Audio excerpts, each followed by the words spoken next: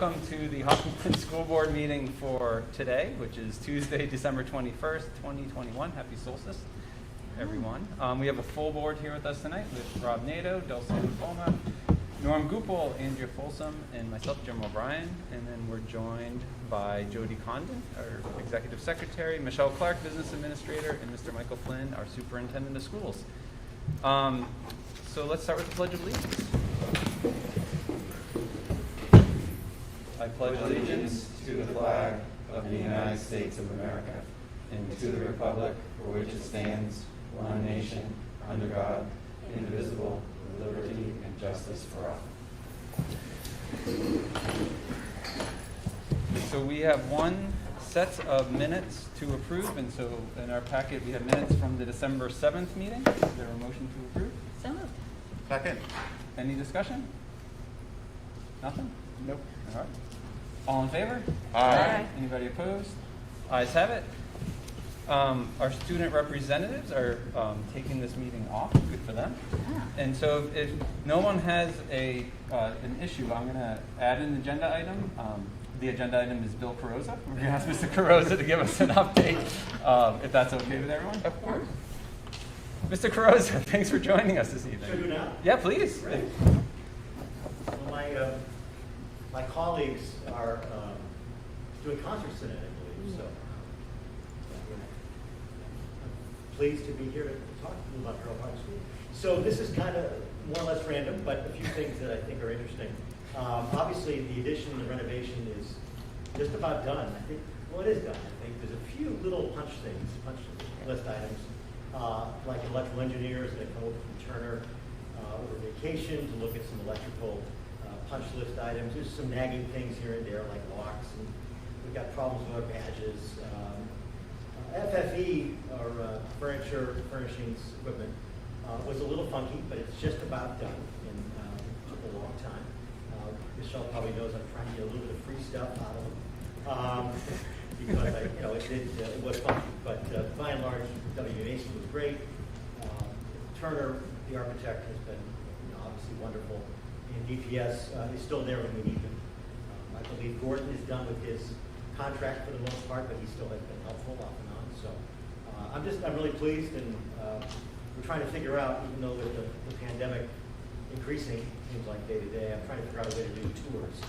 So any feedback from the board on that, I'd be glad to take in, especially from Norm, who's chair of the committee. So, because I know people want to see it. I've had requests from community members who are elderly, senior citizens who, have been around Harold Martin forever and would love to see the additions. We had a visit from Annie Custer, who I know is just a neighbor, but really she's also a well-known U.S. representative. And every year we make holiday cards for heroes. I think that's her official title. Maple Street made a ton of them. We made a bunch of them, and she came out to Harold to kind of take them in from various kids. It was outside, very safe. She spoke a little bit. She did a wonderful job answering questions. We sang Jingle Bells. Annie looks great and feels good. I think Washington hasn't weighed her down too much. And it's nice to see our neighbor there. She gives those cards to, I think, veteran hospitals, things like that. So that's pretty cool. Safety, I know Jean's here later to talk maybe a little bit about safety. But we're in a much better place now at Harold Martin. The cluster situation we had with one classroom in particular, but now at this point, it's more random positives. I think they're coming more from the community in. We don't see really right now any classrooms that are more than just one at a time. I don't believe we have any adults that are quarantining. All right, Gene? None. So the adult population, the teacher population has been doing extremely well. I'm just really proud of everybody, including parents, mask wearing, all those things that are both controversial and difficult. Everybody has been wonderful. We got a great donation. The Hopkinton Public School Foundation has been amazing, and I can't even tell you how much money, maybe Sarah remembers, tens of thousands of dollars have been given this year for the library as well as the outdoor classroom. But most recently, we just received just under 10 grand for new shelving for our library. So I can't say enough about the foundation. They've been very, very helpful. library is being transformed. We hope to be able to do the carpet out of the overage from the project. I told you this is pretty random. I'm going to talk about assessment real quickly. Obviously, one of our big goals this year, I hate to use the word catch up, but I can't think of a better term right now. Try to get the kids where they would normally be or as close to that in terms of grade level. We'll have a pretty solid update on assessment in early February when they take their next round of Ames Web assessments. But another assessment we do is based on the Ready to Rise program. If you remember, we purchased that. It's sort of Wilson Plus or Foundations Plus, and it's just for grades 1 and 2 because those are the grades that were really affected. And early returns is really quite great. I have all the data here, and I put it down. I'm not going to read it all. It's be kind of boring. But basically, we look at 4 major categories: reading phonetically regular words, reading trick words. The English language is some words you can sound out, some words you just really have to memorize. Writing phonetically regular words and writing trick words. And in general, for instance, first grade over 200% increase from September through November. Everything's an increase, 48% for second grade. Reading trick words, 82 for first, 54 for second.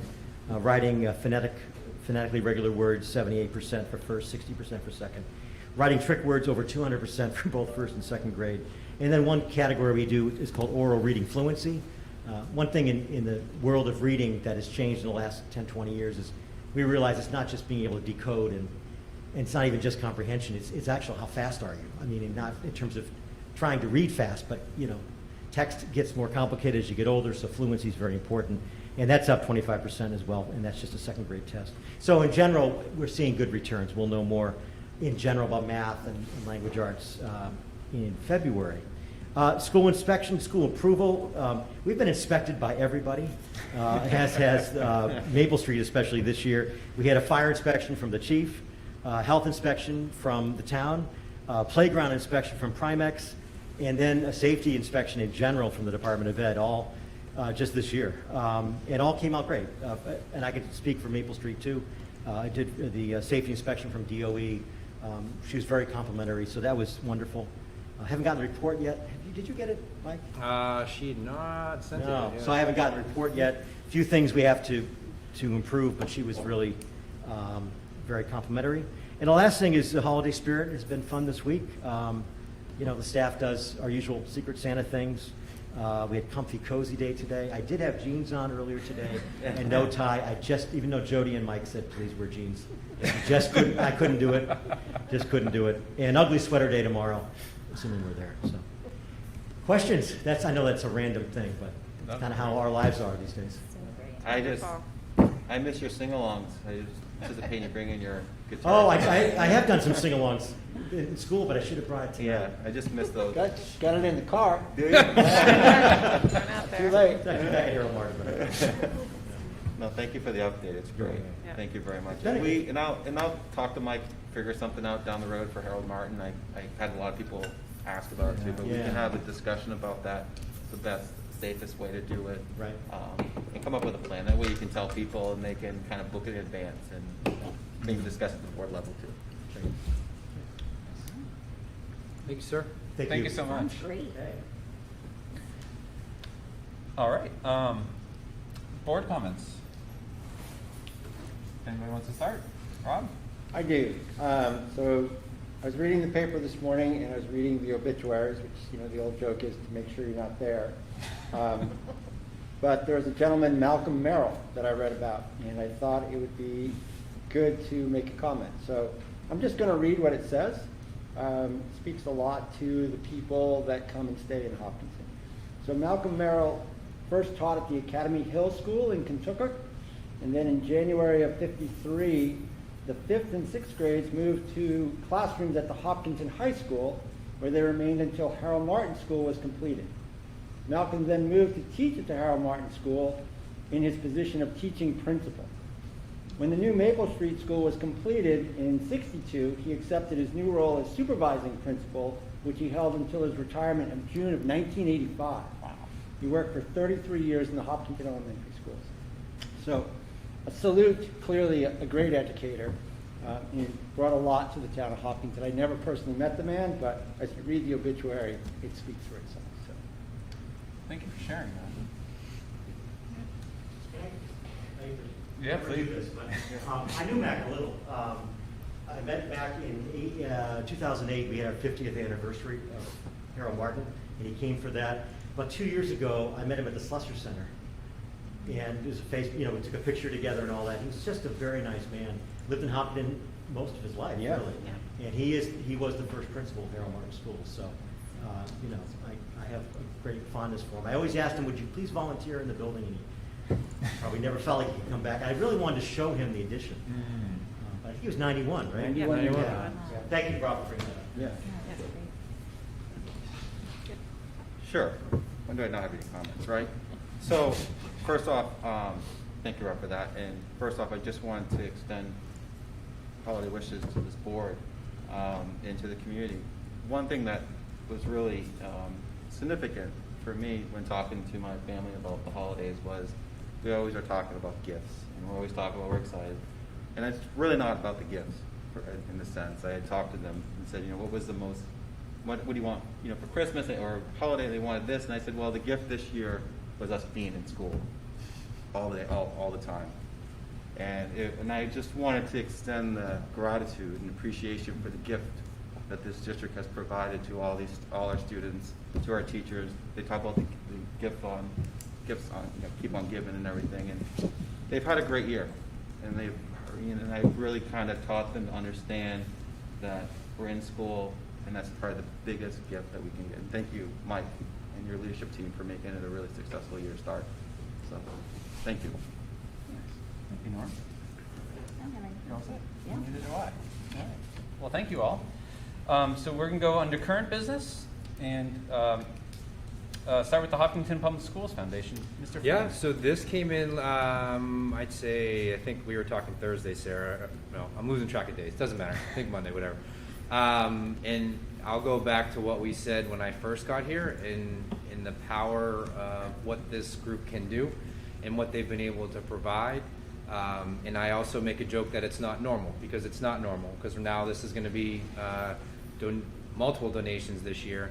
And I'm really excited about, obviously both of them, but one of them more specifically about things we've been talking about during the pandemic. And they're going to allow us the opportunity to get data and information back through something. So I don't want to steal all the thunder. I want to welcome Sarah up to talk about it, and then we can go from there. So. Perfect. Thank you. Hi, Sarah. Hi, everybody. I'm Sarah Matson-Justin. I'm the chair of the Board of Trustees for the Hopkinton Public Schools Foundation. And the first thing I wanted to say was just to thank the community for the incredible response to the mailing that we sent out to every address in town. It's been really inspiring to just see we've gotten donations in all amounts. We've gotten donations from people who have kids in school, who had kids in school 30 years ago, who don't have kids in school and are new to town. It's really just been awesome to see the breadth of support.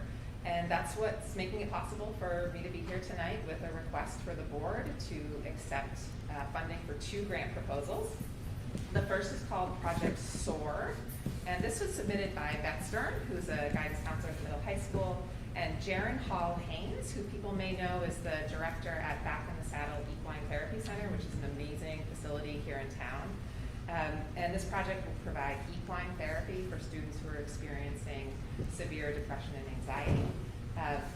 BITS, Back in the Saddle, is providing a ton of in-kind support for this project. They're giving the district a really deep discounted rate. So I think this is just one of those wonderful private, nonprofit, public partnerships. So the amount of that grant is $9,960.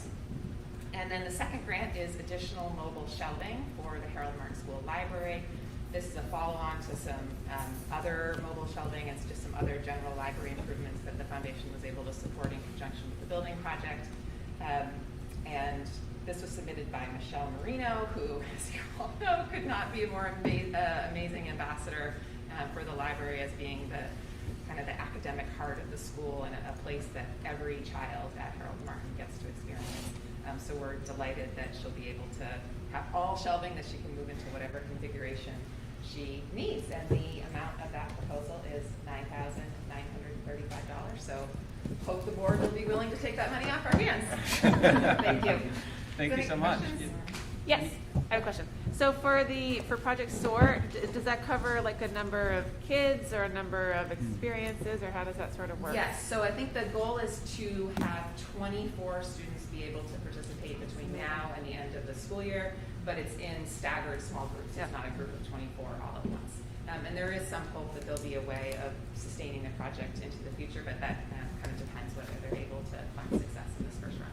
Yeah, so it was important for the board, for a lot of these decisions, to make sure it's sustainability, right? We don't want to just do smash and grabs or whatever it may be. So the data that can come out of this group for targeted students is going to be pretty powerful for us, and it will be perfect timing because now till the spring, we'll get to participate, and then when we begin this process again in September, August, September, we'll be able to assess the value of it for sure.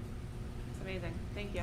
Just thank you for their outreach to the community. A lot of people love giving back to the community, and I think the mail-in was really appreciated, I think, this community, and thank you for bringing this to the board. As you know, we can't always put everything in our budget, but to see this outreach and support from you guys is great, so thank you very much. The people on the board are incredible. I think that's a fair word. And they don't, the conversations they have around each proposal is very engaging in the concern and is this sustainable? How's the impact? It's, they're not just picking things off the shelves and going with it. The teachers are submitting great things and they're supporting them. So it's another great thing that they're bringing to the district. I especially want to thank you for the library shelving, which I know doesn't sound very exciting, but I recently got to take a full tour again of Harold Martin since my kids are no longer there, and the library looks fantastic. So hopefully we can share some of those pictures too. It's like a little circle and a little house that you walk through, and it's amazing. Yeah, all three libraries look really great, and we're just lucky to have librarians who have this incredible vision for what the spaces can be and how they can be used. So we're all happy to have some tiny role in making it happen. Awesome. Thank you so much. Thank you. Thank you. So I would ask if there is a motion from the board to accept 2 donations from the Hopkinton Public Schools Foundation, one for Project SOAR in the amount of $9,960, and a second for mobile shelving at Harold Martin School in the school library for $9,935. So moved. Second. Any discussion? Thank you. Again, big thank you. Yeah. Thank Happy to you. take money off your hands when we Yeah. can. All in favor? Aye. Anybody opposed? Ayes have it. All right, our next item is Safe Learning Update, and I'm going to kick us off before I hand it over to Mr. Flynn. Yep. But we are joined by 2 of our amazing school nurses tonight, Nicole Masters and Jean Picard. And I think we can ask questions and pepper them with questions. Really, the reason that we wanted to have you guys here tonight with us is to thank you and acknowledge just the amazing amount of work that you've put in. Norm started off by talking about the gift that we've given our kids of coming to school, and I think that you guys have really made that a reality for us, keeping our students safe, and not only our students who you guys have helped, but I would just say our whole community. I hear stories of you guys helping family members cope with COVID and the realities they're facing of bringing testing to other people's homes, to allowing families to come and get tested for peace of mind, and it's pretty amazing. And so I think the board just wanted this opportunity to really recognize your contributions and commitment and work that you've done, not just this year, because this has been going on for quite a while, but just the amazing amount of work that you've done for our school and our district and our community. And so sorry to take time out of your Tuesday evening, but we really wanted to say thank you to you guys for your work. So thank you.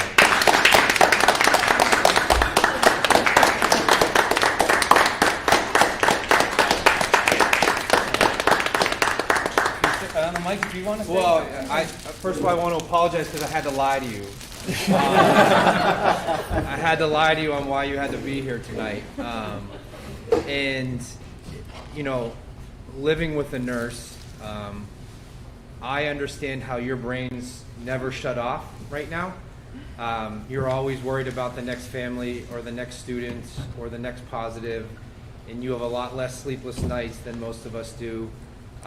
I know when we talk about leading the way, I think just so I sent you guys a couple articles this week, these women have been in front of everything that we're now seeing, meaning tests to keep kids in school, support the families in the community so that the kids stay healthier. So these three women have been pushing me probably out of my comfort zone with some of the stuff, and they've been handling it with class. And the pool testing has been a challenge from the beginning, and they've been fluid in working with the multiple things that have occurred. I would say that we wouldn't be in as good a shape if it wasn't for them. So they're the reason why my next topic about how far we've come, those are the three pillars of why we're doing it. So I'm sorry I lied to you, but I'm kind of happy about it. But we're not going to ask you any questions. We just they wanted to say thank you. You're ready to answer. Yeah. Any board member want to say anything? I'll say something. One of the things we hear a lot, as parents and as community members is communication. And I've heard everyone has loved the communication of comfort that you've provided to their child when they've been issues with COVID questions. And you guys have been on top of responding to all their questions. And a huge thank you, because as a parent, we don't know what our next steps are with our child if they're contracted with COVID.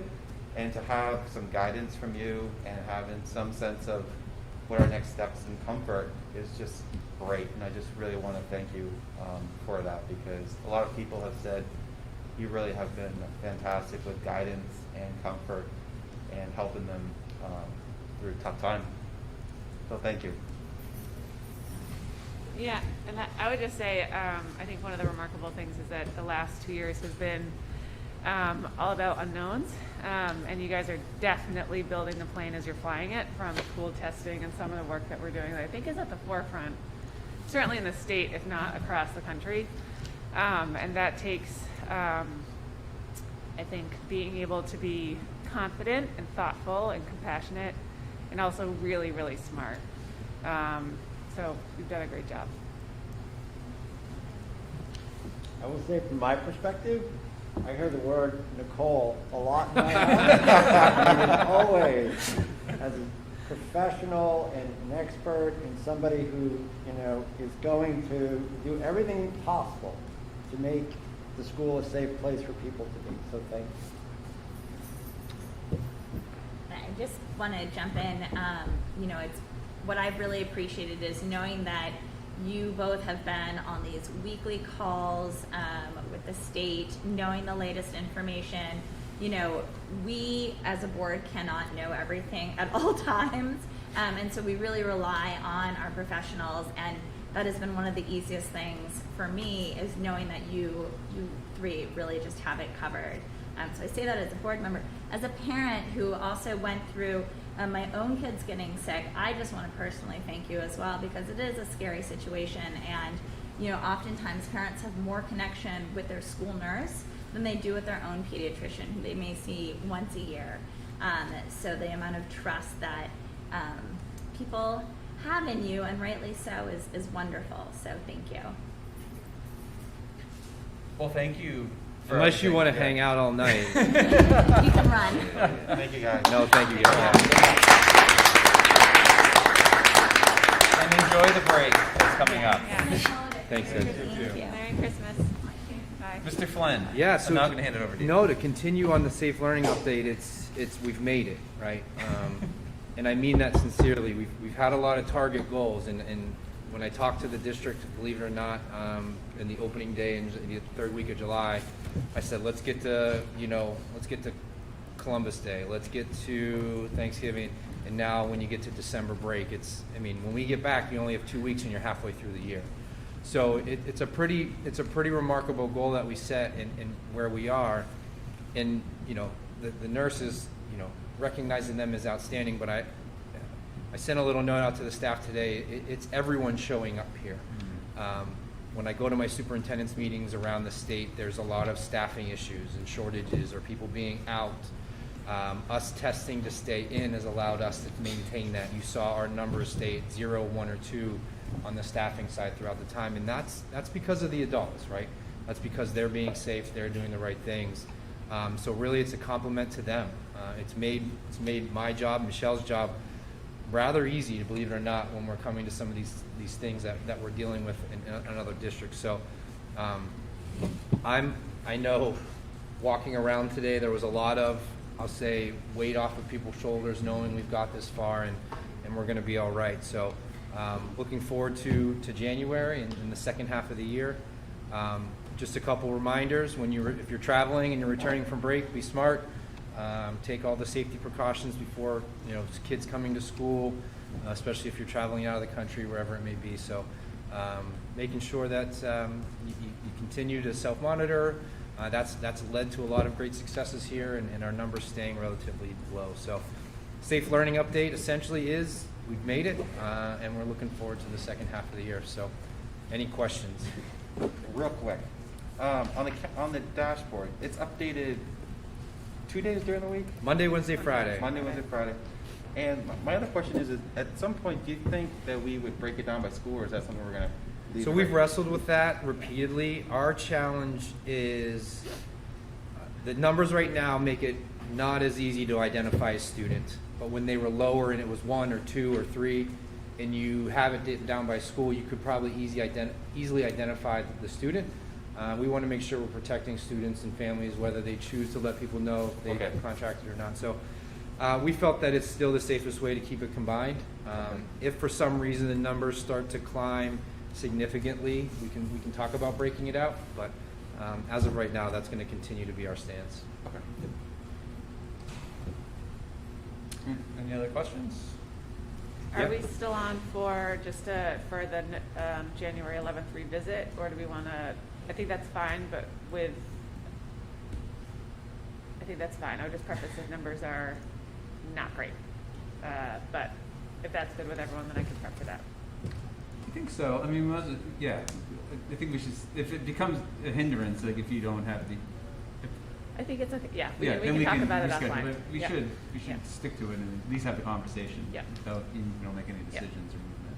That sounds good. Anything else for Mike? Okay. All right.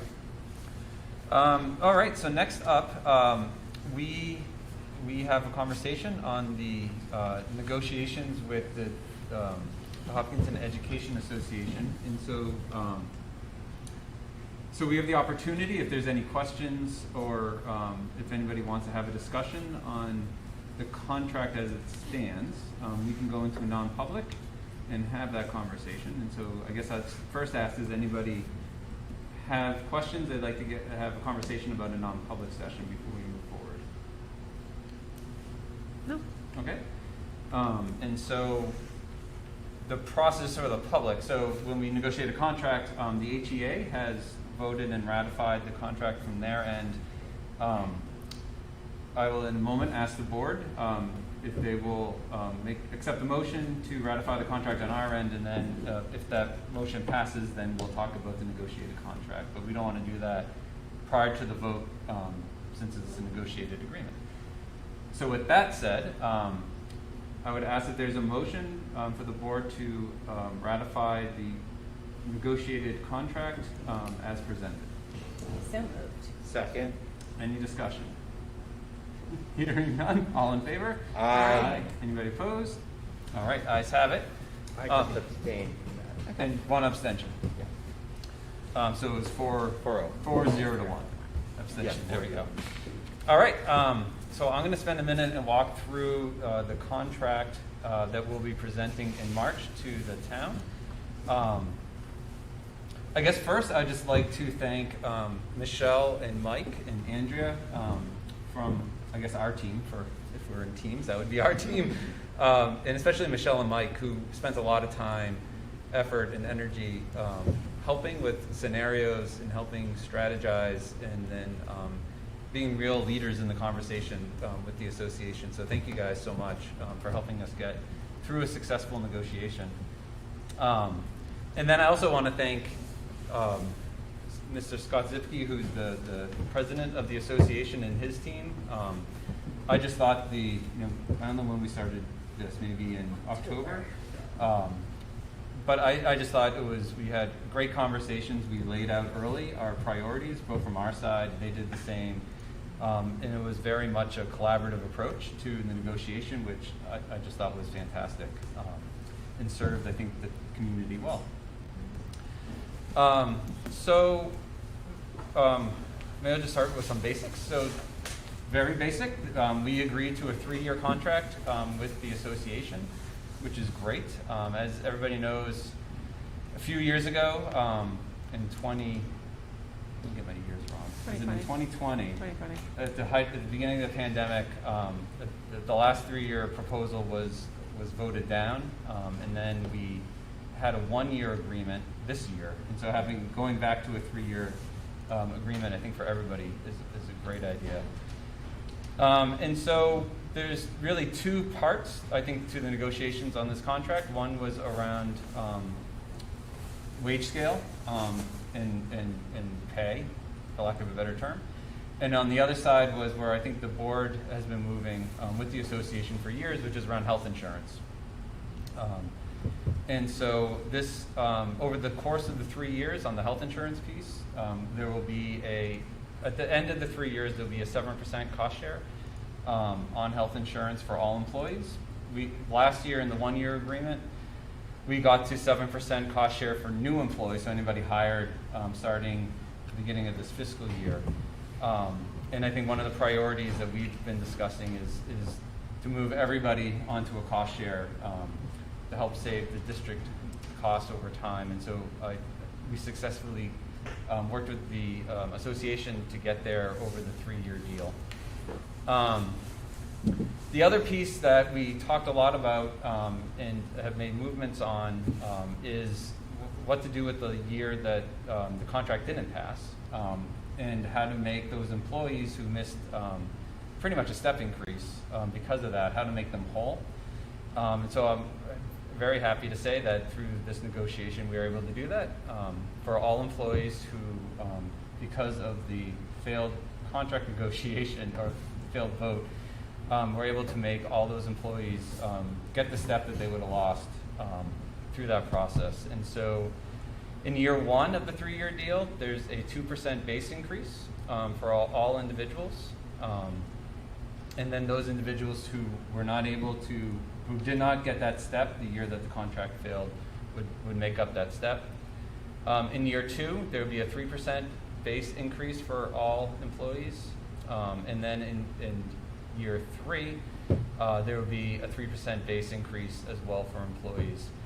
On the health insurance side, we start in year 1 with a 2% cost share, and then in year 2, I always get to say this wrong, but in year 2, it'll go up to 4%, so it'll be an additional 2%. And then year 3, it would be an additional 3% to get to 7%. So it goes 2, 4, and 7. The cost of the warrant, in year 1, the total cost of this warrant for the collective bargaining agreement will be $393,082. Year 2 will be $364,498, and then year 3 it will be $350,189. We will post all this information on the website, so you don't have to replay me saying this. It will be all on the website for everybody to find. The part that I think that this contract helps us do, and that I think it was the same when we negotiated the support staff contract. I really think this is a tool to retain our teachers. I think the work that we did with HES really helped us retain those staff. We know it's going to be a very competitive landscape for teachers and education professionals over the next few years. And I think this contract over 3 years, which I think provides, I don't want to oversell it. I don't think we're providing a huge amount of compensation, but I think we're providing a lot of consistency for our teachers and keeping Hopkinton to be an attractive place for teachers to come to here to work with us as well as to stay here. And I think this contract helps us accomplish that. Our workforce is the reason. Our schools are as exceptional as they are. And so I think it's incumbent upon us to want to work with teachers to remain in this district and to continue their profession here. And I think this contract will allow us to do that. With that, Andrea, I don't know if you have anything you want to add or any observations or thoughts. No, one other thing that folks will see when we put out the frequently asked questions is that because of the cost sharing for health insurance, there is an additional credit, or basically a cost savings. And so we've listed that for every year as well, so that folks can more tangibly see the immediate impact of that cost sharing with our teachers, which I think is great. Any questions or thoughts from the board? I'm gonna take your comments then, guys. No, I want to thank you, and I want to thank their team for successful negotiations. I think it's great that we were able to come to a 3-year agreement with them, and I really hope the town supports this, because our teachers are deserving of this, and for all the work they've done in the last years, I really want to see this set forth. But I think the most important thing that this gives us as a board an opportunity to be able to look at the future for the next couple of years and make a budget that this community has asked for year after year, what the planned budget is going to be. So by having a 3-year locked-in contract, we're able to know what the cost savings are with our health insurance. This helps us plan the district a lot better for Mike, for his flexibility as a superintendent. So thank you to you two and Mike and Michelle for all the hard work you did for this. And thanks to Scott and his team for coming to an agreement.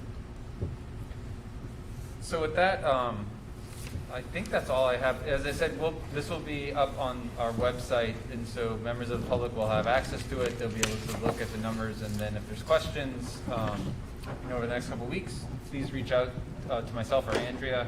We'll be happy to walk you through what we're presenting in terms of the frequently asked questions, and then our budget, which we're going to get to next, is going to go to the budget committee, and this will be part of that conversation as well. So thank you very much. So with that, we'll move on to the budget, and I guess Mr. Flynn. Sure. Just one more note on that. Oh, please. I've been through a lot of negotiations in my career, and I would say that I would commend the board, both Andrew and Jim, but I know I'll call it the game plan, was respectful. And on their end with Mr. Zipke, very respectful as well, which makes negotiations enjoyable, if you can believe that. So I think it was great work by both parties. I think both parties saw an understanding of where we each needed to be, and you did a great job of working together. So again, just nice work from you guys. With that transition, here we are now, December 21st. If you can believe the journey we started with this was October 3rd, I believe the date was, with our first meeting to a work session, to a meeting to a work session, to going to visit the town budget committee, presenting to them. So it was funny speaking with Dulcie today, where we are compared to last year. You guys were, I'll say, running quickly in December, where we felt pretty good of where we are now, right? And we've established that. And now some of our numbers have come into our office with revenue and anticipated things. So we're here tonight to present essentially a final number. Now, I say final, but we still know that we have to present to the budget committee in town. But this is where we are, and we feel like we're settling in. So I'm not going to bore you. This will be posted as well, but it's just important to know that when you're creating a budget, you're taking everything into consideration. Both the families, the stakeholders, people with students in school, not in school, but making sure that we're going to be able to achieve high standards next year within Hopkinton, right? I was recently interviewed by Max for his podcast, and he had an interesting question to me about, what are some things that surprised you about being here, and it kills me to my core to say what I'm about to say, but it's like joining the Patriots, right? And expectations are Super Bowl every year, where other towns or other districts are just trying to make the playoffs, whatever it may be. So it's been a nice thing for me to do, but it's a high bar to continue to achieve. So that's what we're doing throughout the budgeting process. Same thing we just mentioned, multiple instructional strategies, best practices, what we have going on, and continue to raise the bar and close the gap. More superintendents talk, so to speak, but it's important for me so that people understand of why we started we started internally in September, but why we started in October. So that if you've been paying attention or wanted to pay attention, it's been out there, we've been asking and talking, and now when we get to this final stage, there's a lot of things that we can point back to and say, we've had that conversation, that's why we got to here. When we talk about that, that's where we started to eliminate that. Bill brought up the Harold Martin in the carpet. We took that out right away because we felt internally we'd be able to take care of it. So a lot of those things brought us to where we are, but I'll compliment Rob on, I'll call refining the process. I know the finance committee got at it last year, but this year Rob was a huge asset to our office on really diving into some of those lines. And, Michelle, after the first one, we went back and found, I'd say anywhere between $50,000 and $90,000 that we could maneuver to make sure that we were doing what's best. So it's a team effort, it really is, to get to this point. So we'll talk about drivers, projected enrollments, same thing, highlights of increases. And it's important as we go through here, and I know the next month or so, and when we get to the town and things of that nature, it's important for people to understand what's required, what's necessary, what we can change and what we can't change, and we'll speak to that. So the key thing this year, when we go through that is the second facility project bond is coming into play, right? So the second principal and interest payment kicks in. Health insurance, which is always an adjustment, and we can speak to that. And then special education is always a major driver. So to get to enrollment, I sent this, was in your packet last week at NESDEC. We have some, I'll say, differing opinions of some of those grades. And I think that the pandemic will have to shake out for us to see really that K-1-2, actually pre-K, K-1-2. The uncertainty coming into this year. I believe a lot of people enrolled into private education so that they knew the consistency and they knew what was going on, just because of what we lived last year. Not really any fault, because we've been consistent. So we'll see how that shakes out, but projected enrollment is roughly up, 20, 30, whatever it may be at that time when it settles in, when those numbers roll in. So to break it down by school, and I think it's important, and this is where, again, I'll say Rob brought up early, let's go back and look, and you'll see the significant change in the process. Michelle's going to speak to it at the end, where there's some new rules that went from 1,000 or 100 to 1,000, things of that nature, so don't get too caught off guard. So we wanted to keep it as simple as possible. So essentially at Harold Martin, you're going to see, roughly a $9,000 change. Transportation, reading materials. If you remember way back in October, we talked about, help me out, it starts with the G, it's a science term. Geodes, thank you. Talked about geodes, right? That was in there, and we went ahead and said if it's a need for our kids, we went ahead and purchased it now. We were able to do that for some of the savings we have going on, so that's where that number had shifted. So now we're settling in at about 9,000. When you get to Maple Street, we had that discussion around IXL, and we thought the importance from COVID to continue that. Wanted to continue to support our students, and we were able to use some of the ESSER funds to help. And I think it was Public this foundation helped support that one as well. I believe, yeah, okay. So now we're going to talk about sustainability, pick up that cost, and continue to go with it. So even with those two significant changes, we're at about 12,000. Middle high school. With those new labs comes new things you get to do, so you'll see some new materials in there. Same with physics, things of that nature. All stuff that's just improvement in education, I want to be very clear. It's not just saying I want the new shiniest thing going on. Our teachers really do a good job of looking around at what we can do to improve what we're doing within the classroom. That's where a lot of those materials fall. So you see about a 13.6 difference. Okay, Michelle's going to take over on this one a little bit because she can speak more specifically of because of the years here. So go ahead, Michelle. Sure. So where Mike was talking about with the prior slide and this slide, these are not considering salary and benefits. So people that are looking at this, this is just the operating, because these are the slides that were used in the very beginning, and they excluded salary and benefits.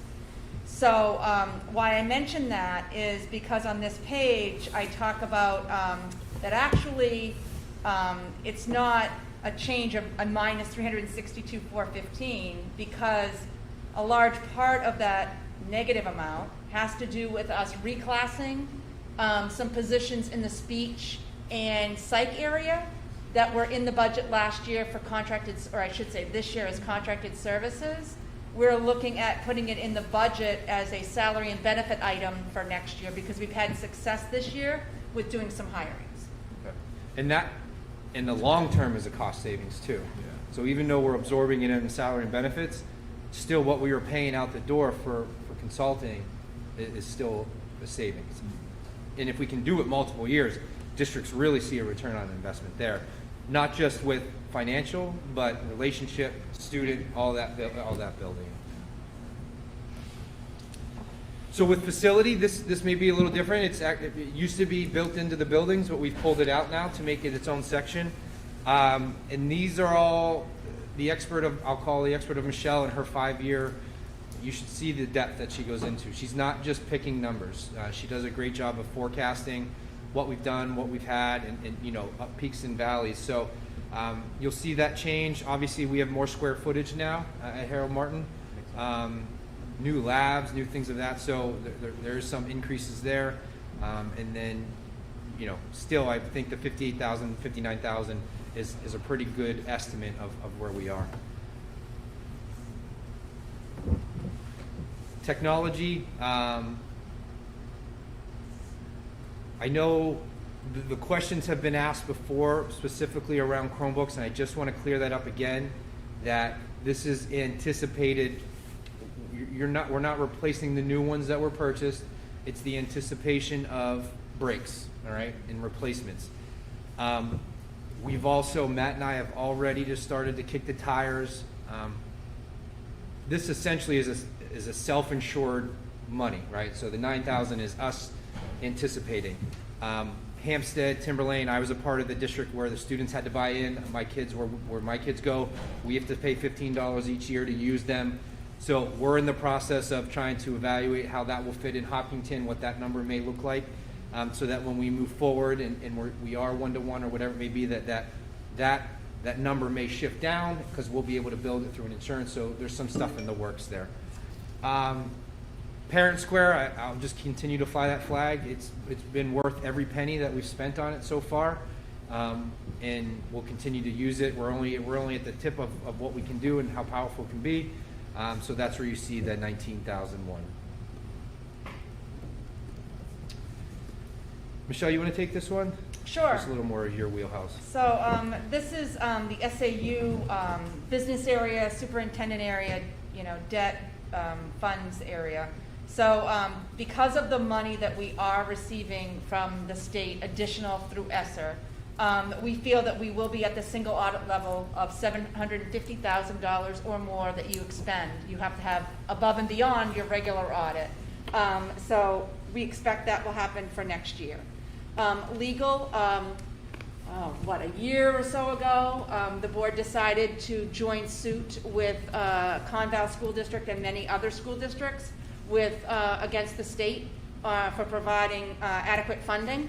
So that's mainly what brings that up. E-finance, that has to do with every year our programs usually have to go up. We actually are, we did our first step of our new conversion.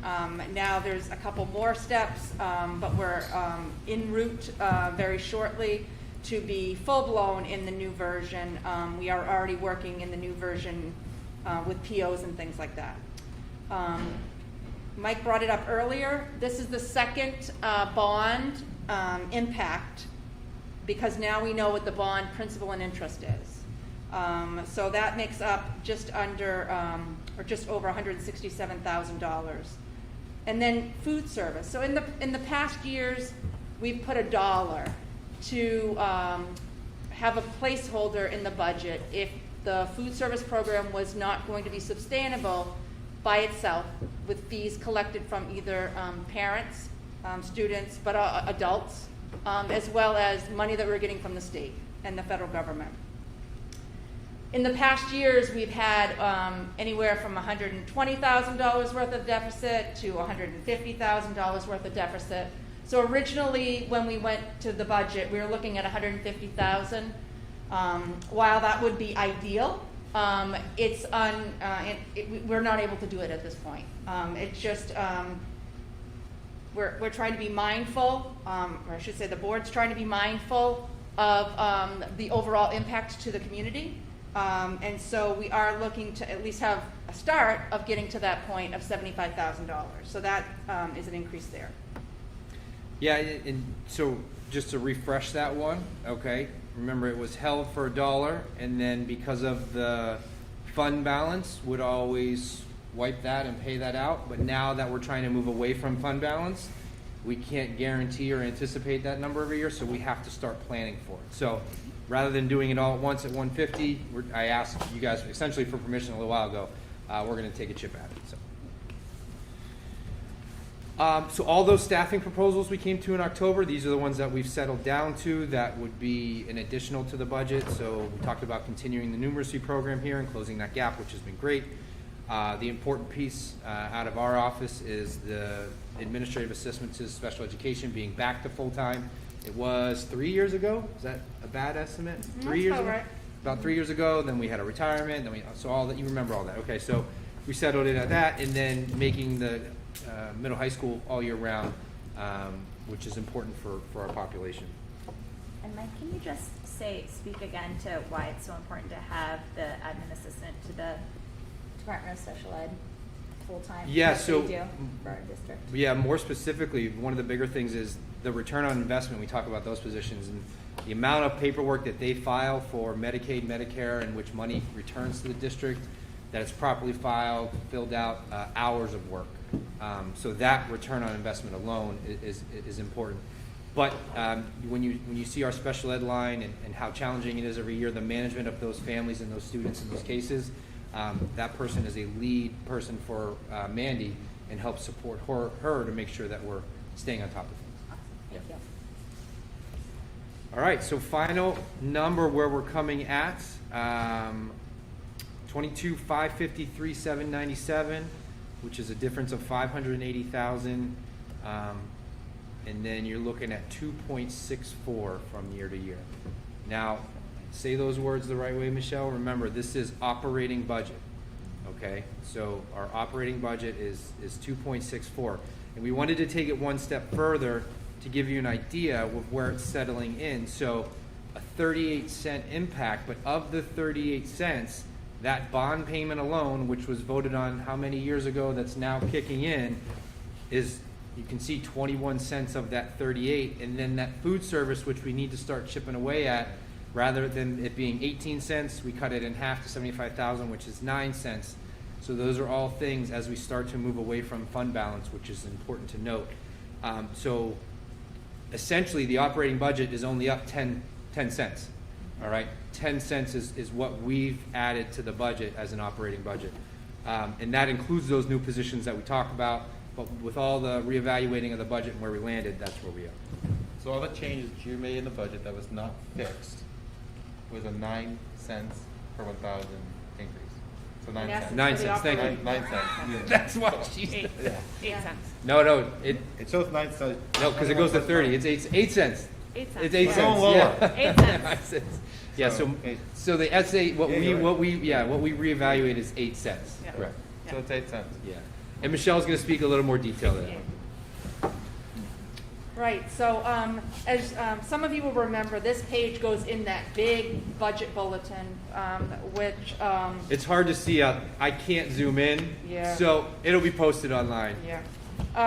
But this talks about the major increases and decreases, because as we talked about earlier, the pages prior did not include salary and benefits.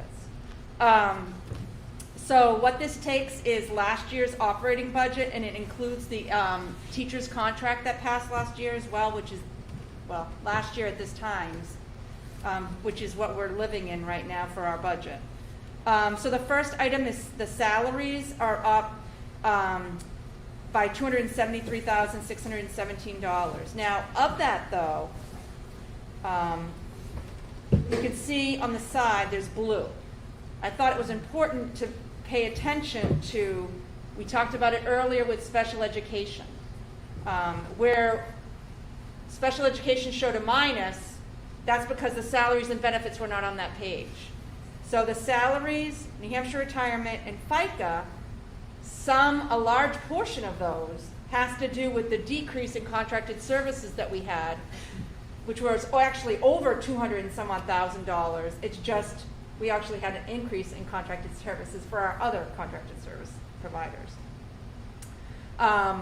So again, it's not that we have new positions or big raises that are out there for specific people. It's the fact that a large portion of that has to do with the special education areas that were reclassified. You see the change on the side, which I just want to point out, and I'm not going to go into further detail more about what each one is, but that's a 2.59% increase of the salary budget. So it's not the total increase. This amount is 2.59% of it. So just making sure that people understand, this was something that was asked a number of years ago by the budget committee to put on here, and so we did do that.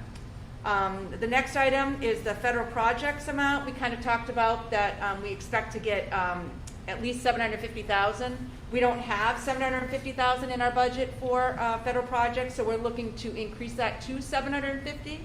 But that $197,406 will also be on the revenue side. So the reason why you didn't see that as a major item when Mike was just talking about the 38 cents is because it's neutral. It's not costing us anything because it's a revenue.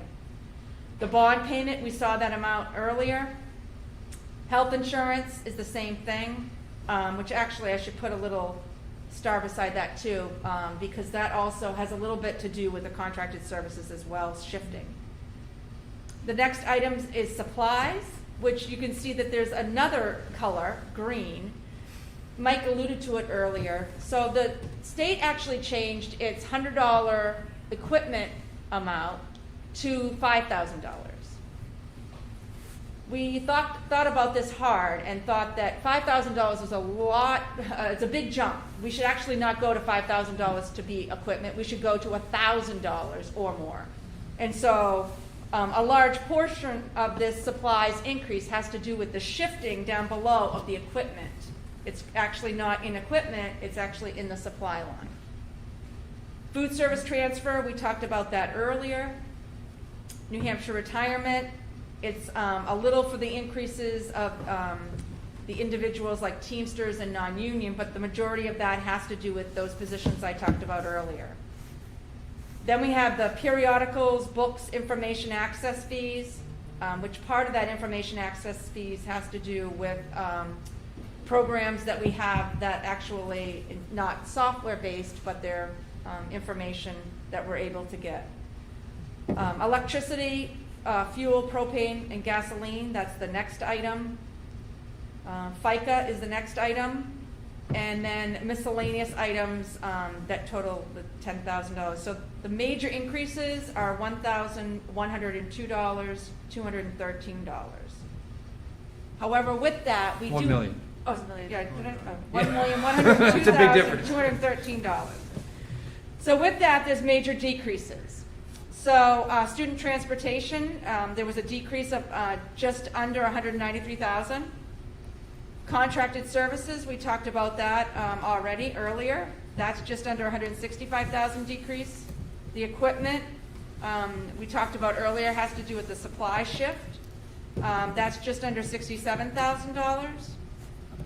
Tuition, those have to do with student needs and things like that. That's just under $65,000 reduction.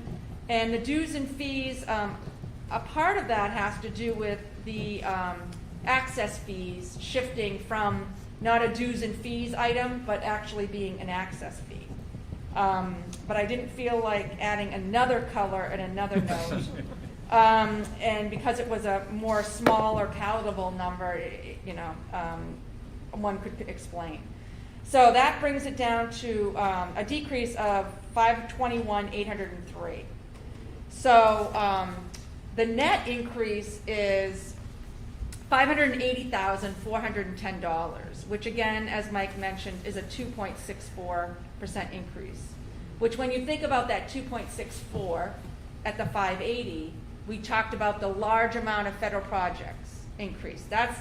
We're just talking about the expense side. That is in this amount. Then you talk about the large amount for the bond, and then you talk about the $75,000 for the food service. So the majority of the 580 is those three items that I just explained. So I'd be happy to answer any questions on that. But.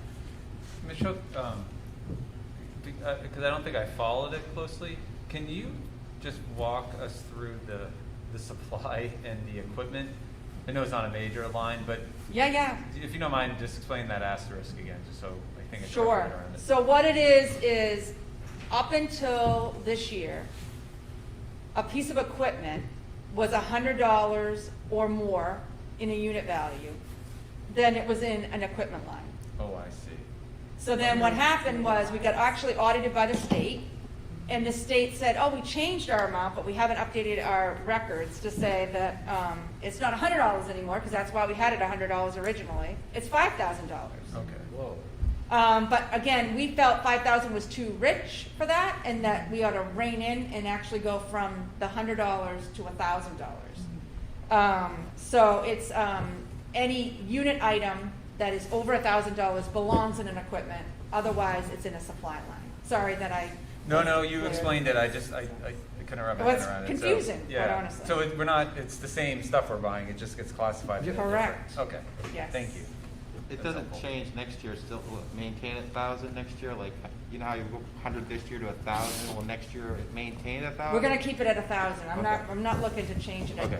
Okay. Yeah, yep, Thank you. yep. That's great. So I just want to say one more time, I know that I threw this district for a curveball this year on bumping everything up, when we're doing it, when things were due, and no one blinked. The board, the staff, admin team, everyone met the deadline, met the goals.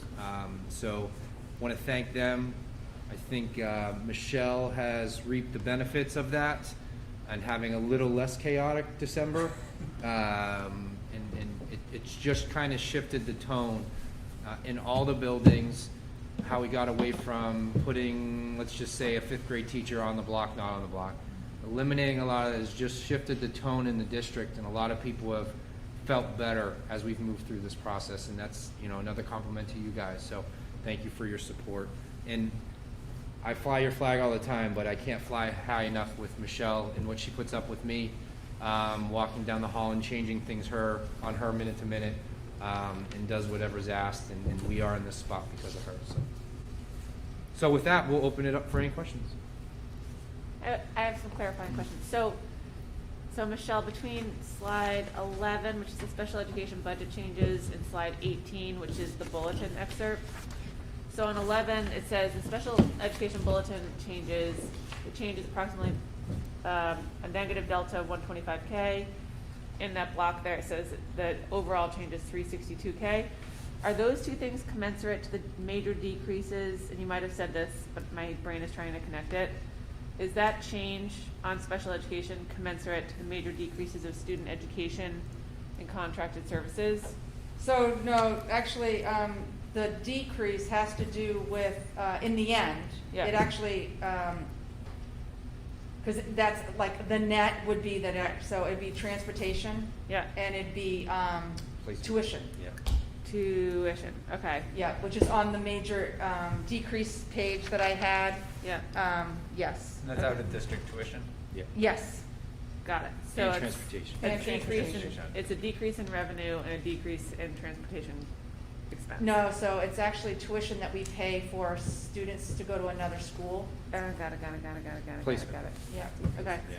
And then, so what is the change in contracted services again? Contracted services it physically is an item, but the problem is that we took it away from contracted services and we're putting it into the salary and benefits. Got it. Okay. Yeah. Cool. So speech, right? Yep. If we had to pay someone to come in and teach speech or OT, PT, whatever it may be, we now have an employee for that. Okay. And then can you help my brain clarify? So you said all in the change on the special education budget is negative 125K, but the overall change is 362. So the 362 has to do with the, no salary and benefits are included in that number. And they used to be. So that is just widgets That's all and of our tuition It Yes. is and because it got moved transportation. to a Yes. separate part of the budget. Yeah. Correct. Okay. Yeah. So it's like it's a booking change, it's an accounting change, not an actual dollars leaving or coming into the district change. Well, what I would say it as is it's an actual change before we include staff. Yes. Okay. So the 125 is the change? Yeah. The change? Is the net change, yeah. Okay. In which we're talking about maybe doing some type of funding with, Yep. yeah. Okay. Got it. Thank you. That's helpful. Other questions? This is part question, part comment, I guess. Just another way of asking it, Michelle. So as I'm looking at this, and I'll preface it with the assumption that we are currently staffed in a way that we think supports education programs across all three buildings, and that we are in agreement with that. That the lion's share of these increases are fixed costs. These are not discretionary costs. Is that a fair statement? It is. Thank you. And that's why we added this slide to reiterate that essentially the 8 cents is what our discretionary cost changes were, and that the 30 cents were fixed.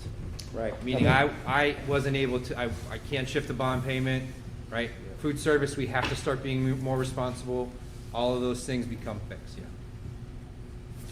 Can I ask some more, just clarifying? So the electricity change of roughly 29K for facility budget, is that just because last year was down because of COVID, or is that rate No, changes? so what we do is we use a 3-year average. Yep. We actually use a company that gives us estimated for next year. Yep.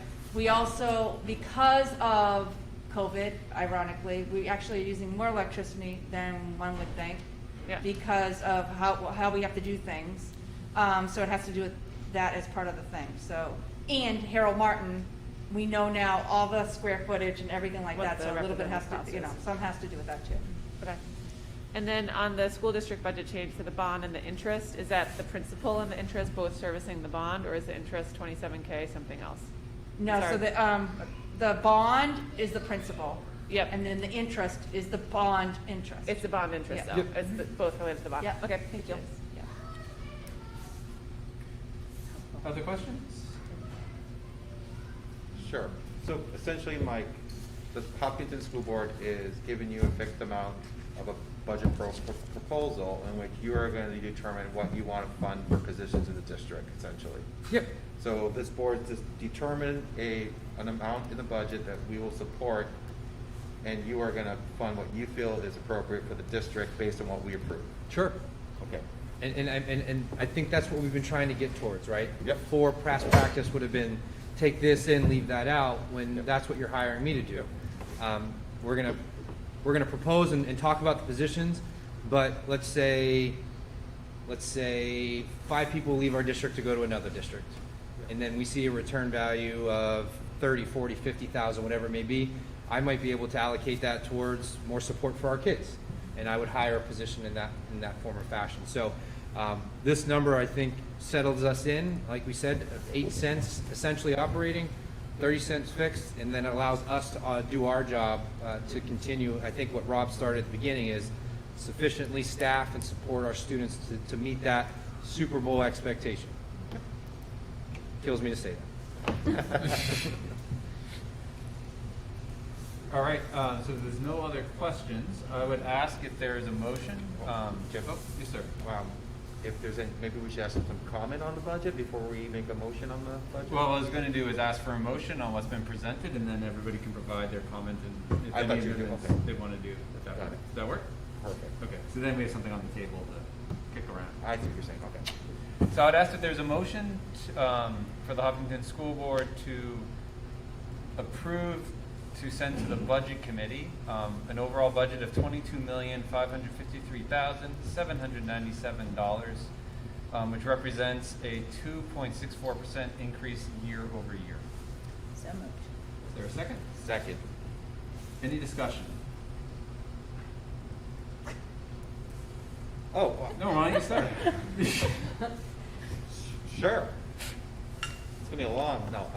So I'm gonna start at the beginning of, this is my third budget with the board. And I have to say, this was probably the most smoothest budget since I've been on the board, where we started this budgeting process much sooner and tasked Mike to get this out to us, to have this discussion. You know, as someone who has been in 3 different budgets, and to get to this point where we've had dialogue with the leadership team, we've had dialogue in public continuously about this budget on what our expectations are, what we'd like to see in the school district. It has changed continuously. In the past, we have been presented with positions. We've been presented with, if it fails, this is what happens. And in this sense, in this budget, we are giving him a fiscally responsible amount of 2.64% for him to run the schools and meet the needs of our students while respecting the taxpayer. And for me, I support this budget. I'm excited to see that we really put our paws on it. You know, we're the ones that are responsible for meeting the needs of our students. So, yeah, I think it's great how we got to this number and how everyone worked really hard on it. Thank you. Comments? I'll be real quick. I mean, to me, you know, when I came on the board, there were things that I was thinking about, a programmatic budget that looked at what we're teaching, not how many students that happen to sit in that place. We wanted to look more at line items in the budget, and we've done that. We've looked more by school, we've done that. And, you know, the big question coming in was, is this sustainable? So as a standalone 2.64, you know, I think there's a reality to that. And I also think there's some sustainability based on that reality of what it costs to fund the school. So I think it's, we've done our job. We've done our job. I would just say that this is still less than the cost of inflation, which I think is really notable. And we should be mindful of the fact that we should not be digging ourselves. This is a very solid budget in light of passing 2 teacher contracts, which I think we want to make sure that we do. I think it's amazing that it also includes a bond payment, which is, you know, sort of, as you said, it's sort of like a sunk cost. But I think that we do need to be mindful in future years of just being aware of what the cost of running a district is, because we don't want to basically be in a negative situation where we're not meeting the cost of inflation and we're basically de-revenuizing ourselves, which is completely not a financial term. But, yeah. Yep. Just to go off of what Dulcie was just saying, you know, while a 2.64 budget I do think is fiscally responsible, I know that there is a real tax impact to folks, and while I know that it's not something that our board can change, I will continue to beat the drum of pushing for our state to give more revenue to our schools. I have said it a million times, I will continue to say it. We are the 50th out of 50 states as far as the amount of money our state gives to our districts to run our schools with our constitutionally required adequate education. So oftentimes that means that these budgets have to fall on the shoulders of our taxpayers. I think we have worked really hard to do everything we can to help decrease that amount as much as we can, but there is a reality, along with the fixed costs of stuff like the bond and retirement, that we simply are not given as much money as other districts and other states across the country. I will continue to be angry about it, frankly. Well, first I want to thank first Mike and Michelle for the amount of work that you guys did on this, and I know when Mike came and started working for us, he said we're going to start our budget process in October, or in December we're going to be done, and I don't think anybody believed him, but here we are. And so thank you, because I think it challenged us, and I think it challenged your team. But I think at least I feel the process, as Norm said, just, I think it worked out great, and I truly appreciated the work sessions that we had, where we got to hear from each building principal, the entire administrative team. I learned a lot, and I think it was challenging for them to come in front of the board to talk and answer a lot of hard questions, and also be advocates for their programs and their budget. So thank you. And then I want to thank Rob and Dulcie for serving on the finance committee. That's been a new committee, and I think we were trying to figure out exactly how it's all going to work. And I think it's you guys have added a ton. I think of thought of how to present the budget, how to think about it, and thank you very much.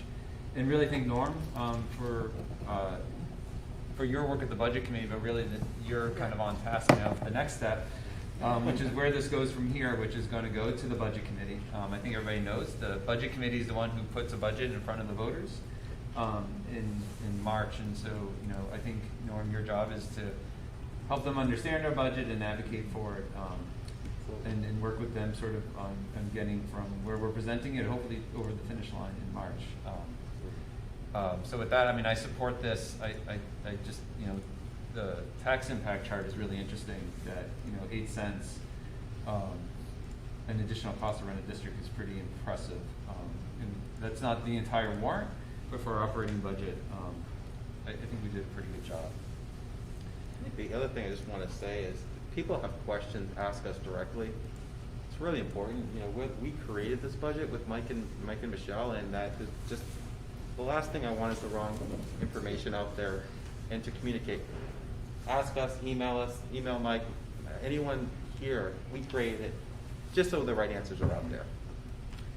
That's fair. And then there is and I don't know what the date is. It's usually in early February. The public hearing on that the budget committee will hold as well. Yep. So with that, if there's no more comments, I would ask for all those in favor, say aye. Aye. Anybody opposed? Ayes have it. Thank you, Norm, for presenting to the budget committee, and Mike and Michelle. Appreciate it. Yep. The next item is warrants. Sure, so in the drive, you will see another packet of information, and at the end is the warrant, which what we'll do is we'll just go over it a little bit today, make sure that you guys like the placement, and then bring it back, I believe, on the 11th for formal votes from the board. So the first one is always to hear the reports. The second one we always have is the operating budget, unless we had a bond, which we do not. The third article we have here, and let me step back and say that this was talked about in Finance Committee as to kind of, so it's not like I didn't, I'm going to give credit where credit's due. So we can blame Rob. That's what you're saying. No, I'm not saying, no, but it's like we talked about, it's not a blame here because I think this is a good thing, but I just don't want to take any credit where I don't have any credit for it. So the third article is for HEA.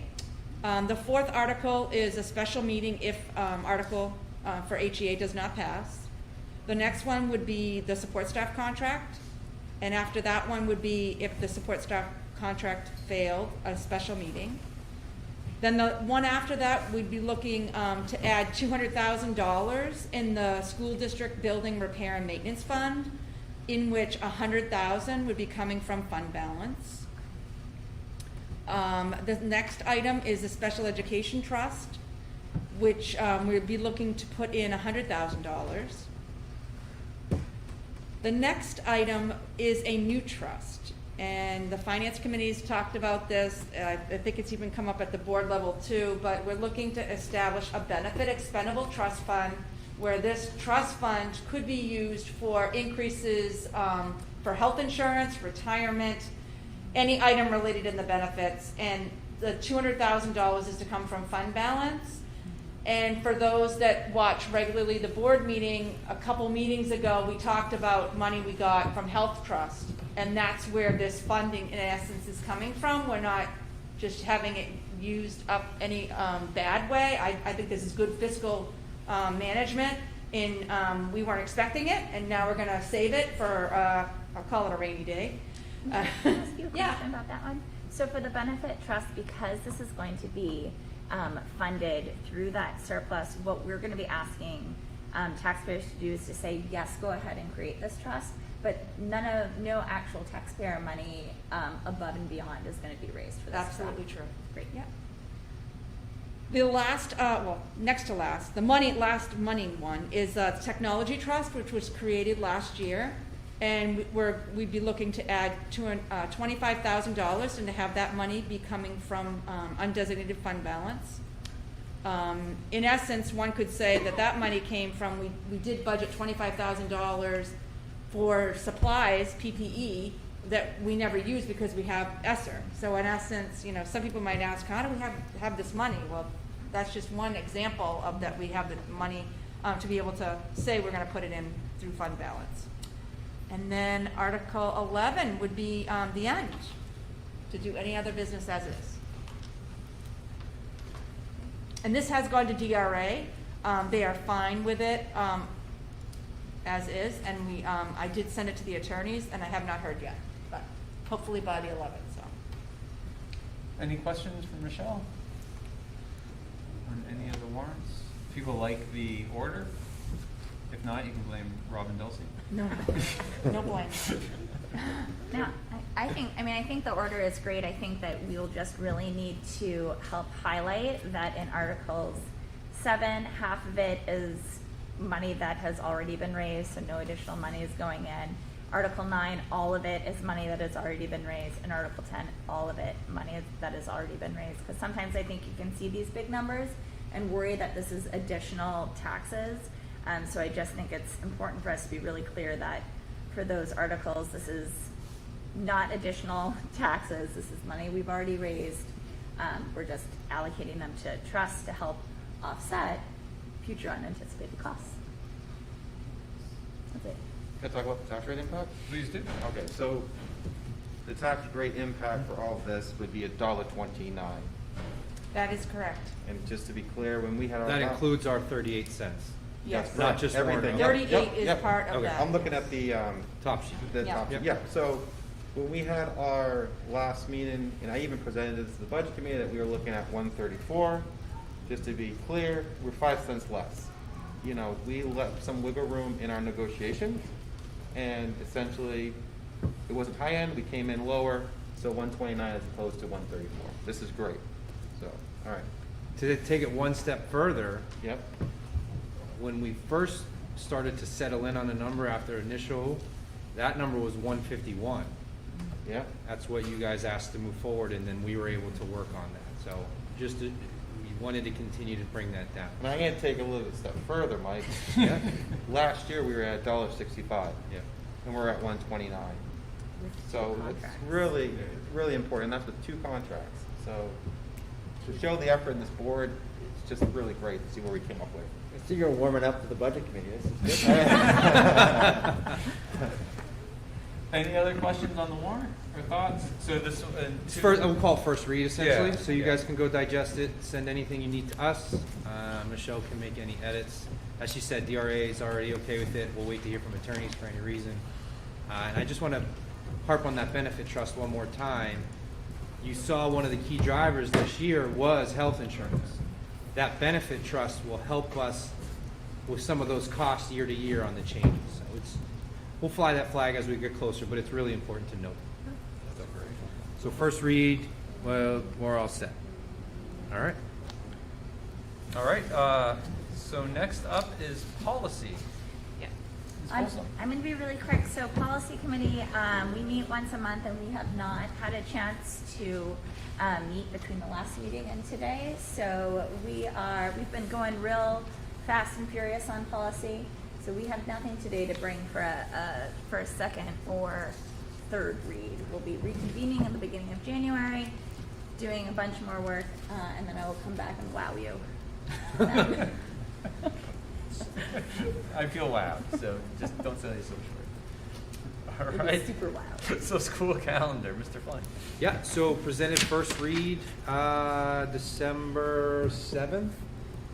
We made a few more edits, nothing more than just some vocabulary stuff.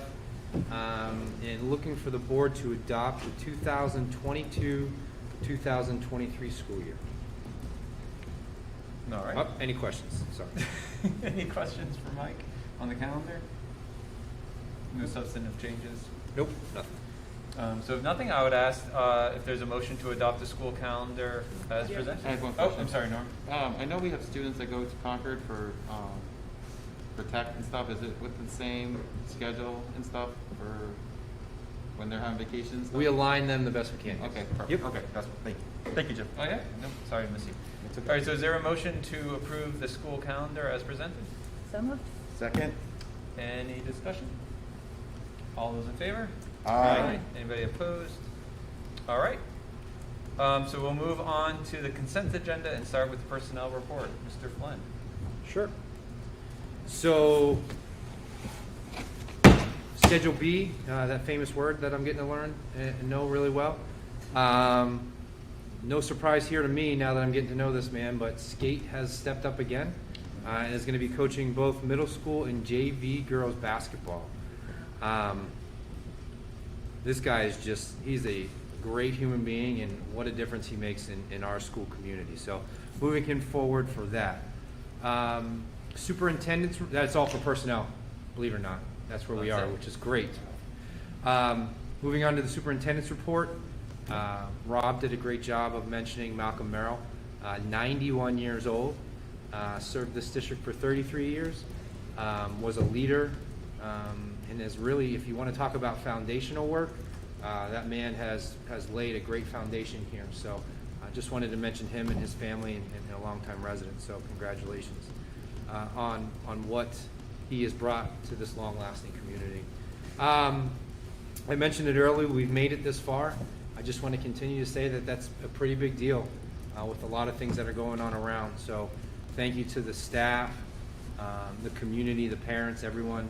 It really is takes a village mentality to get everyone here every day, and we're continuing to do so. One thing I didn't think I would have to mention, but here we are, pending weather. I just kind of want to get this out there as you know, my phone's going off right now of what we're staring at for tomorrow morning in ice. I don't mess around with ice. All I think about is teen drivers and buses, slipping and sliding. I tend to make sure that safety is the priority. We can figure out school or makeup if necessary at other times. There are other ways and avenues around. We're still working on remote learning. But as we start to stare at weather, I know I can be the bad guy or the good guy really easily when it comes to this, but just so everyone plays Monday morning quarterback type of stuff, it's always about safety. It's about safety of the students on big yellow buses, driving cars, our faculty and staff that have to drive as well. So I know it's not, I'll call it industry, I get that. My wife doesn't get a snow day as a nurse, never, doesn't matter. I've had to shovel feet of snow so she could go to work. But we are in a profession that allows us that opportunity to take safety as the priority. So as we keep an eye on this, it looks pretty nasty, right from 5 to 10, 5 to 11 almost. So just want to kind of get that out there that each decision is made with safety as a priority. Are we going to get a phone call from you? Is that how it, or is it going to be through Parent Square? Parent Square will go out, so you'll get a text, an email, or a phone call, or all three, depending on what time it's called. All right. I am also, my past practice, just so that everyone's aware, if the earlier I can call it, the better for childcare and being able to find and close those gaps if necessary. So if I can get it out earlier, the better. That helps with that. It can also make me look really bad if it wakes up and it's raining and it's not ice. But again, it's all about safety, so trying to make that the priority. So we'll be working on that. So Michelle, on to, right? I always miss her, but it's your turn, right? Okay. Financials? Yes. Financials, yeah, so I have a couple things. So one thing is donations. So as you heard about earlier, and you guys already accepted the Hopkinton Public School Foundation donations. There's one other item that I need to talk about that the board needs to accept officially because it's over the threshold of $500. That's Mark Swindelboff and Charlene Betts. They gave a stop table saw. That's a mouthful, that is a load of words. And so that is for the woodworking class that Matt Christie does. So thank you to them. And then Donna Ingram, she did a sewing machine for the Maple Street School After School Sewing project that they have here. But that's underneath the amount, but I think that that's a pretty cool thing and thought it was worth mentioning.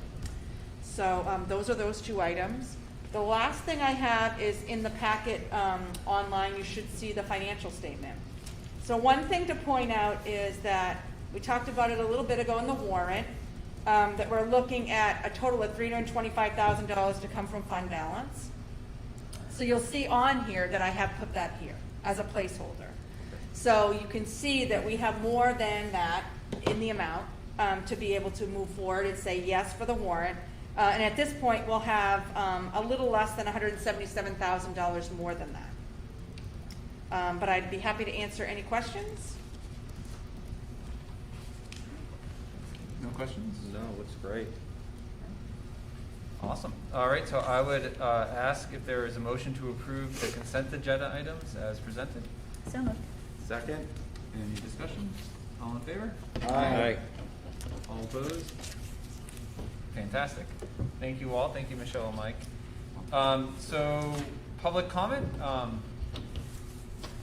Same public that's usually here. For public comment. Hi again, Sarah Maxon, Justin, 517 Justin Road.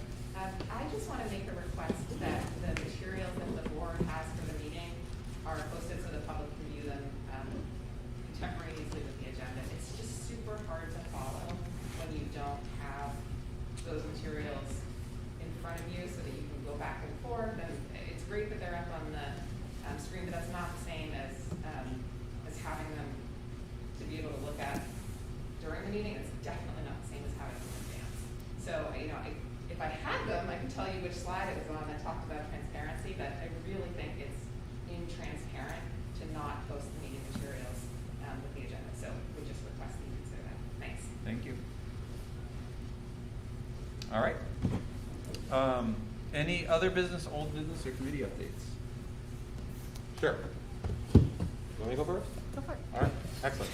So, as you know, with the building project, every adult that we have had has come to this board based on a recommendation from the building committee. I think this is the 5th time that we have come here from an adult recommendation.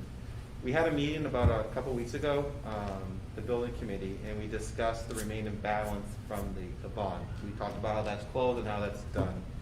And the building committee has made the recommendation that out of the $370,000 that we have left in the bond project, our recommendation is to fund the replacement boiler over at Harold Martin, which would help alleviate pressure on the CIP that is budgeted for next year to be replaced.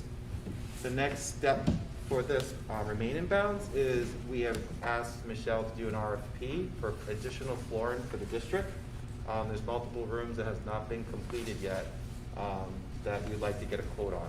This would authorize her to get a quote and get a number for us to see what we can do with the remaining balance. And then the discussion from the building committee was, we did get a number for replacing the skylights, which was kind of in the back burner of, what we wanted to do. And it went up almost double. And we have to remember we are in a pandemic, so the cost for replacing things is a lot higher, and so we want to be responsible in the quotes that we get and not rush anything. So once we look at flooring and we look at alternative solutions for this, we're looking at possibly making the recommendation for them to plan it in CIP down the road. But tonight I am pleased to present you guys with the recommendation from the building committee to fund the boiler over at Harold Martin using the balance from the bond project. I'm happy to answer any questions. So ideally, just to summarize it, we would take that money towards boiler, look at flooring, and then after that flooring, we would send the money to CIP and they would figure it out, and we'd be done with it. Want to make it clear that there's been discussions why it's not going back to the community. I want to make it clear that it is going back to them in a sense because we're using it for investing into the schools, which is help instead of bringing it through taxpayers, raising it, we are reinvesting it into the schools. Dulcie and then Rob. You want to go first? I just have a question about how that happens and whether we have to have voter approval for surplus from the building project to go into CIP. I don't remember. So it's not gonna physically move into the CIP account, but it'll be used to knock things off the CIP. Okay. Yeah. In the bond, the authority the town gave us was the bond amount, and so we have the authority to spend within that bond. My question is that we have all 3 boilers at the schools up for replacement in the next 2 to 3 years. And the question has been sort of going around about, is this the time to look at possibly a more renewable energy source for the schools? So I think we should take this opportunity, similarly to what we did for the new bus, Michelle, where we can put out the RFP. I think it's worthwhile to sort of like have the conversation, and it could be at the policy discussion, it could be CIP, but thinking about if we're moving towards a more carbon neutral district, boilers are long year items. We might as well figure out if now is time to. I think Mike had discussed about doing a study at some point for that, correct, Mike? If I'm correct? Yeah, and I think maybe the avenue that Dulcie just said about putting it out there and seeing multiple returns on what can come our way, and Yeah. then us deciding if it's a good fit for Hopkinton and the buildings or not. Yep. So the RFP is already out for the boiler, so I guess the question is, and we have a meeting on January 3rd with people that are gonna do a walkthrough. So I guess the question is, because we don't have to make, they can still submit proposals, but I guess the question is, should I be doing another RFP to look at another fuel source? I think it's worthwhile. Yeah, we will. Yeah, I think doing like because the only other fuel source is going to be pellets, I would assume, or some sort of wood. Yeah, biomass some wood, product. yeah. We did talk about it years ago, and I want to say that's a chip area, not a pellet area, but I could be totally wrong. But that was before the building project, so, Yeah. okay. Yeah, but I think it's worth seeing what's out there, and we can do a cost analysis. Are we able, due to the recent findings of the boiler, able to do such a switch over to a different type of? Well, that'll all go into the bid. Yeah, exactly. They'll bid that out. If we have to retrofit, I mean, that's all part of the. Okay, Yeah. okay. And so process-wise, this is maybe a Mike and Michelle question. So the recommendation from the building committee, this is what to do with the project. Do you need board? It doesn't sound like you need board approval in order, because Michelle's already issued the RFP. So Correct. really, our approval will come in issuing, accepting the RFP or accepting Yep. the bids and choosing. Yeah, because that. the money's not switching. Okay. Yep. Perfect. Thanks. Yeah. Yeah, no, thank you. Yep. Last thing, budget committee. So I want to say thank you to the town for a great presentation. Definitely did a great job in their presentation. I did go to the, I asked Ken about your question, Jim, about the fencing over at George Park. And he had mentioned to me that they did not have a timeline in which they were going to fix it. He had mentioned that in our joint meeting with the select board that we were looking to have some type of committee of school representation in town. And under the impression of kind of having a discussion of what you have proposed, saying how we can kind of share costs and share stuff and all that information. So I think they're looking for that type of committee to kind of get the ball rolling. I understand and respect the town has their portion of stuff they need to pay and they're responsible for, and we have our stuff which we have to pay and be responsible for. I have always been a fan of collaboration with both boards. I think we all have our budgets and stuff. But based on their consensus last night as a board, they felt comfortable, and this is something I think we'd have to have Mike, if the board approved, have an agreement with, that we split the cost of the fence, which about 14 to 15,000. So I think to get the ball rolling, I would be in support of splitting that, because I think it gives us an opportunity to have it done quicker, because our budget is, we're wrapping up our budget and theirs is done. They're not allocating a specific amount for that right now. And I think that reconciliation of that specific amount, Jim, would be in discussions when we form that committee with the town for the park. So I would propose a discussion on splitting that cost and having Mike have a discussion with Neil with an agreement on splitting the cost of the fence. Sounds fine to me.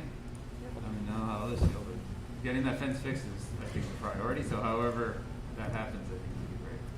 Norm, did you get a sense of, are they waiting for us to start forming a committee? Are they gonna be forming a committee? Where is this? I think since Jim brought it up, I think they were looking for some type of charge. Yeah, I think we had talked about doing Yeah. it after the new year, after the Great. budget process, before we start. Even better. Yeah. So- So give it, was, That's why I just wanted to know. yeah.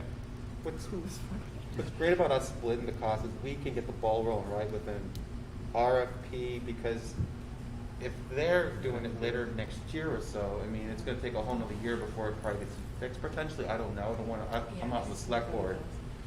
But I'm trying to just look at the timetable of us jumping on it. Maybe we pay it up front and then we just have an agreement, they pay it when they have their, If everybody's comfortable, we can just have Mike start working with Neil and bring back a proposal. Okay. Yep. Probably resolve it. That's the easiest. That's the best way to start. Yeah. Any disagreement on that? Awesome. Thanks. yeah, no, thank you for letting me bring it to Neil's attention and to Ken. Kelsey, you up next? Oh, no, I don't even think CIP is on here. I mean, we're Oh, just, okay.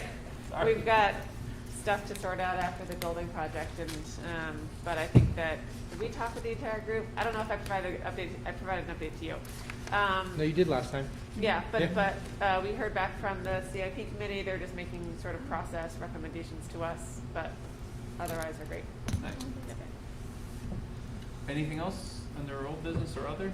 I can give a brief update on the curriculum committee. Had their third meeting together, and we are settling on some kind of overarching goals that we're looking to work on this year. And mind you, this is a board level committee, so we are not, like the building committee did not go and hammer anything. We are not going and hammering any curriculum, I guess. Carry that metaphor forward. But two of the things that we're looking at working on, one is portrait of a graduate, so kind of what we expect from students as they graduate every school. This is also in line with what the DOE is now asking of schools. They really want this focus on a portrait of a graduate. So that's in line with the state goals. The other thing that we have started talking about are, I will call them pathways to graduation. This is a conversation that actually started a couple of years ago, prior to me being on the board. When the board started looking at, right now we have 24 required credits for graduation, and we are trying to decide whether or not that model still fits for our district. And I think it's fair to say that everyone on the committee right now is really looking forward to having a discussion and figuring out perhaps either one or more pathways for our students so that everybody can find success no matter what that looks like after they leave our schools. So it's just, that will be coming not for... Couple months. Yeah, it's going to be work, so, but I just wanted to put that out there. And I just want to end recognizing that we're about to enter the holiday season, so one wishing everybody to have fun, but not too much fun. And not too much fun because, obviously we're entering a pretty scary path with the pandemic, and so, we started off this meeting by recognizing and thanking our nurses, and it's incumbent on our community, I think, to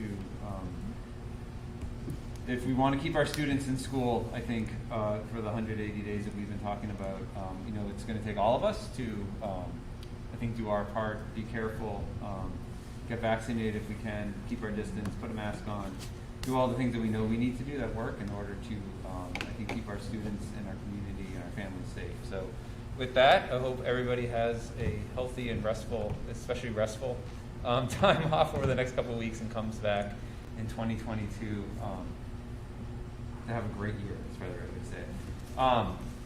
With that, we do have a need for a non-public session, and so I would ask if there's a motion for the board to enter into non-public under RSA 91A:3, Roman 2C for reputation. So moved. Second? And it's a roll call, so we'll start with Rob. Rob Nato, yes. I don't know if I still need to say my name. Bill told me yes. Norm Gupel, yes. I'll continue. Andrew Colson, yes. I'm a yes, so we're gonna enter into non-public. Happy New Year. Thanks, everyone. Man, Rob, that just brings up memories. Oh.